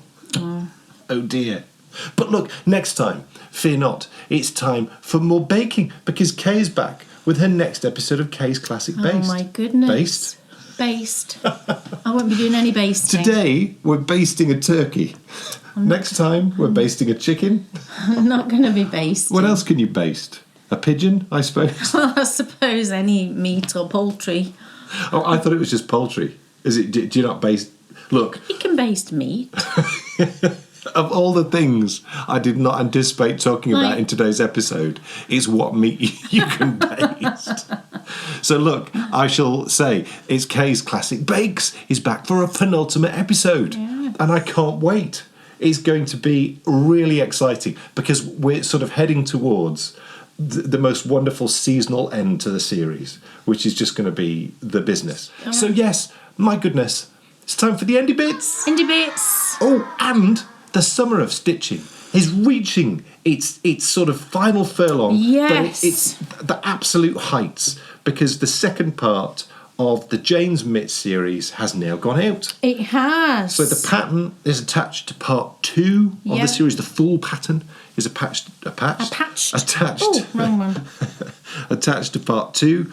Now that's a cool way of wearing I them. know, I put it on the wrong hand. No, I was meaning one colour on one hand, one colour on the other hand. Oh, like, yeah, because... Isn't that fun? I suppose. Yes. Let people see them. So these are the 2 pairs of Jane's mitts that I've knitted. With the wonderful decreases on the thumbs. Yes, so the point we're at now is we've just worked through the gusset increases, because a couple of our patrons posted in our Facebook group this morning their picture of... So the next part will be taking those stitches off and then working up the hand. Yes. So, yeah, all fun, really fun. Lots of people joining in, loads of different kinds of yarn, which is brilliant. It's a DK weight yarn, knit up really quickly, and it's got this lovely half triangle quilted inspired pattern on. Just lovely. So, yeah, we're reaching the kind of... The high point. Yes, the lots zenith. Of wonderful. Yes, the zenith of the summer of stitching. Lots of wonderful things happening this month, because we've got a summer of stitching review from Jen, and lots of other things going on as well, which is just wonderful. And I've already thought about what I'm going to do for the next summer of stitching, and let me tell you, it's going to be epic. It is. It's Absolutely. Completely epic. Yes. And, you know, I don't often say things like that, but it really is going to be very exciting. Fantastic. It's very exciting. Yes. But, I mean, there's too much to look forward to before that. There is. I mean, way too much. So, Sockoween is the next big thing on the horizon, and that is a rather special event this year, because Kay's got some really cool little things up her sleeve. So that's going to be wonderful. My little witchy sleeve. Yes. But of course, all the way through September, we will have our usual content going out every Tuesday and every Thursday, with reviews and tutorial specials and all sorts. So whilst it might not be a featured month, it is still a normal month. It's just a bit of a relaxing month before we go into Sockoween and then into Advent Calendar not long after that. Insane. Yeah. Oh, yes. Radio show's back next week. You can listen to our current episode, which was all about James Bond. That's out already, and we've actually just got to the best James Bond film ever. Oh, we've just watched the best one which ever. is The Spy Who Loved Me. Fantastic film. It has the best opening to a film in the history of the world ever. Yes. Just with the line at the start of the film, James, I need you. So does England. And out of the door he walks, slams it behind him, and off he goes, skiing away from bad guys. Jumps off a ledge, pulls his ripcord on his parachute, which he didn't know he had on. Out pops a Union Jack parachute, and in comes Carly Simon singing Nobody Does It Better. It's spectacular. it's just fantastic.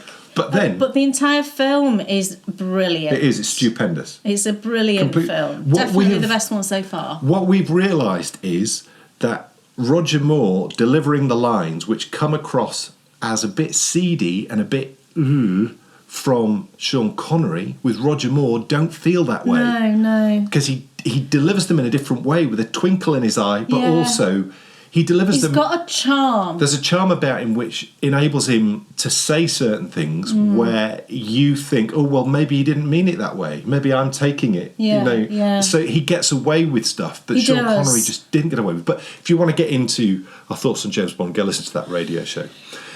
But speaking of great James Bond songs, For Your Eyes Only, that's the next one. Sheena Easton, I mean, just amazing. That's such a good song. And then after that, I think it's my favourite all time. Octopussy. Oh no, I thought it was Moonraker. Moonraker, of course it is. Moonraker Octopussy is in the 80s. Oh, right. I remember that came out, it was on the back of cereal packets. Oh, Octopussy, was it? Yeah. Right. I remember, crazy. Yes. Brilliant. What a show. Thank you so much for watching. Thank you, everybody. We'll be back in 2 weeks with another episode of Kay's Classic Bakes. And of course, a whole wonderful show to go with it. Yeah. But in the meantime, lots of summer stitching and reviews and all sorts going on. So thank you so much for watching. Thank you, everybody. And we'll see Enjoy you in the rest of 2 your weeks. summer. We're nearly at the end. Yes. Yay. See you in 2 weeks with more. See you soon. Bye. Bye. Who's it sitting and knitting? It's Dan and Kay, the bakery bears. Enthusiasm's not quitting for Dan and Kay, the bakery bears. They'll take you to fabulous places of which their favorites they'll share. You better buy a pattern, get yourself a bakery bear. You'll find yourself in a castle while watching the bakery bears. It never feels like a hassle to sit and watch the bakery bears.